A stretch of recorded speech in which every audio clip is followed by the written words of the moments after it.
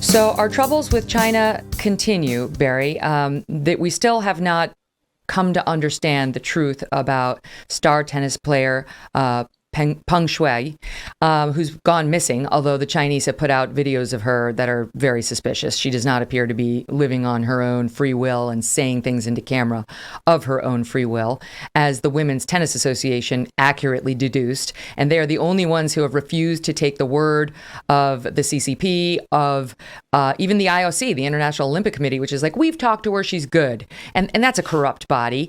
And the Women's Tennis Association is like, no, we'll be satisfied when we've talked to her. We want to talk to her. And it's been awesome to see, I have to say.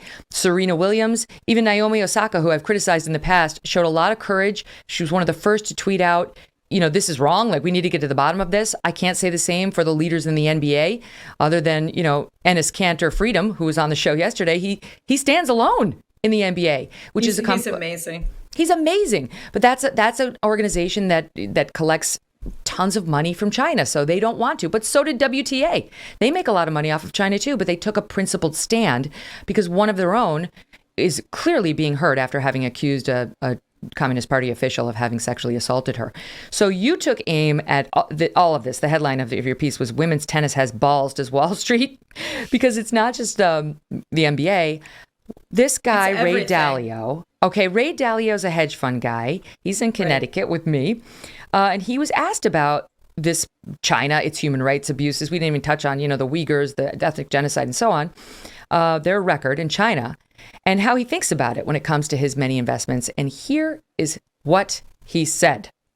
I can't be an expert in all of those particular dynamics of that. I really have no idea. And then I look at the United States and I say, well, what's going on in the United States? And should I not invest in the United States because other things and not our own human rights issues or other things, and I'm not trying to make political comparisons.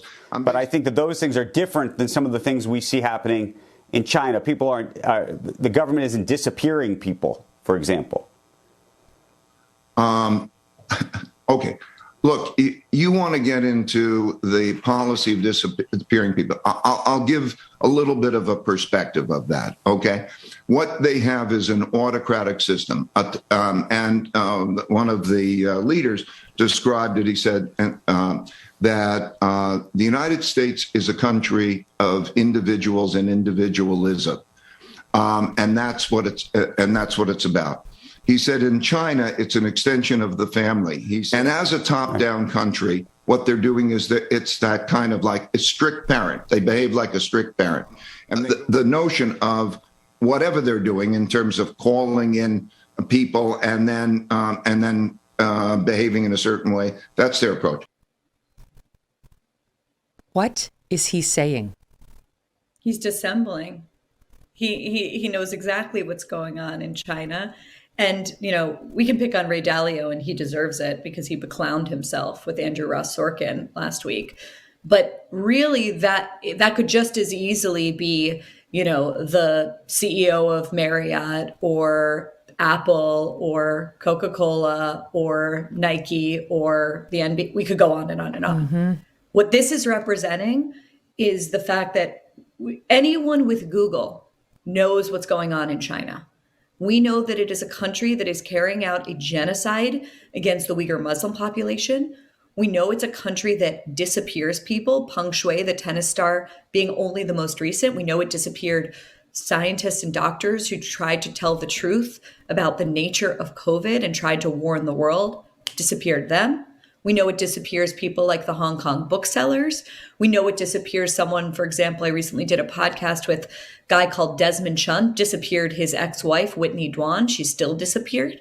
So we know that this is the nature of an increasingly totalitarian regime that, by the way, is also using technology to master creating a society that's basically a panopticon, in which all of its citizens are surveilled and kept on a social credit system. Yes. All of that is known. All of that is known to Ray Dalio. He's an extremely sophisticated guy who is managing $150 billion. He's a guy who's written a book called Principles, which is hilarious when you're watching that clip. So that's Ray Dalio. But the point, right, is that he knows exactly what's going on. Everyone knows what's going on. but they are choosing money over morality. That's it. It's a very simple thing. And so we have gotten so we've gotten so numb to the perversion of that bargain that when someone like the WTA chief, Steve Simon, steps out and says, no, we're actually not going to play in China until the CCP explains where Peng Shuai is. He said in his unbelievable statement, it's not acceptable and it can't become acceptable. And if powerful people can suppress the voices of women and sweep sexual allegations of sexual assault under the rug, then the basis on which my organization was founded, equality for women, would suffer an immense setback. It's like, well, you read that and you're like, isn't that so obvious? It's like, yes. It feels like you're drinking fresh water. But the reason it feels like that is because we have gotten so used to the idea that companies just, close their eyes to the reality of what's going on there. And if you contrast this with, I'm sure you'll remember, Megyn, Daryl Morey, the general manager of, do you remember this? The NBA? Houston Rockets. Yep. Exactly. The Houston Rockets, when he tweeted something very sort of mundane, milquetoast about, freedom for Hong Kong, which was great, but essentially got, run out of his job because of it. And chided, from stars throughout the league, including people like LeBron James. Yep. And I just find it, I find it unbelievable that, the idea, I love the headline is, women's tennis has balls. It's like, yeah, they have more balls than all of Wall Street. Yeah. And this guy, Steve Simon, I imagine, makes a lot less money than Ray Dalio does.